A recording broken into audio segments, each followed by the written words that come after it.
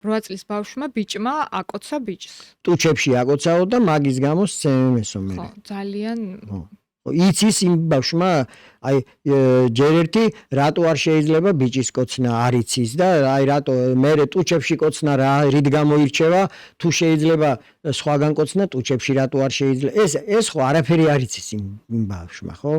და ზრდასრულმა რო იცის გონია რომ ბავშვმაც უნდა იცოდეს აი ეს არის მიდგომა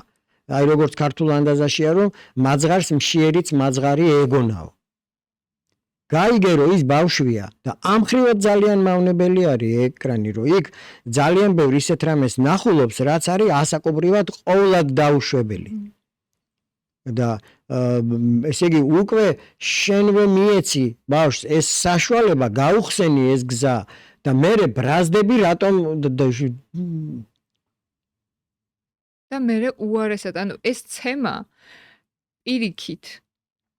უარესად მოქმედებს ანუ შენ რაც არ გინდოდა პირიქით შეიძლება იმას შეუწყო ხელი კი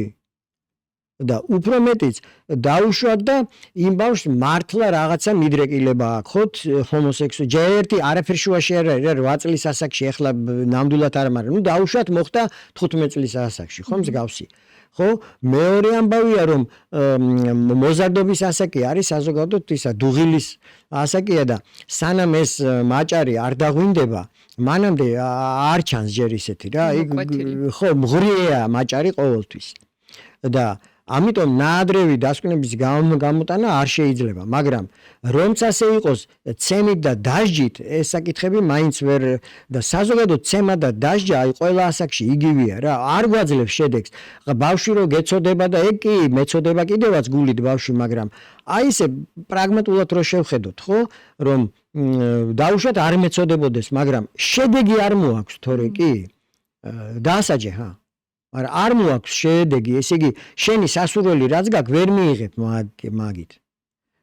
და თქვათ თუ მართლა ეხლა თქვენ რო ახსენეთ მიდრეკილება აქვს ჰომოსექსუალიზმს და რა ვქნათ ახლა მე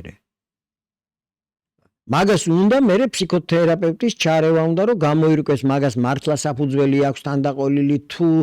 ეს რა არის თუ რაღაცის შედეგია თუ ტრამვის შედეგია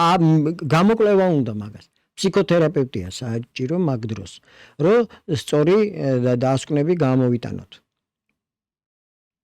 მშობელი ვერ შეძლებს მაგას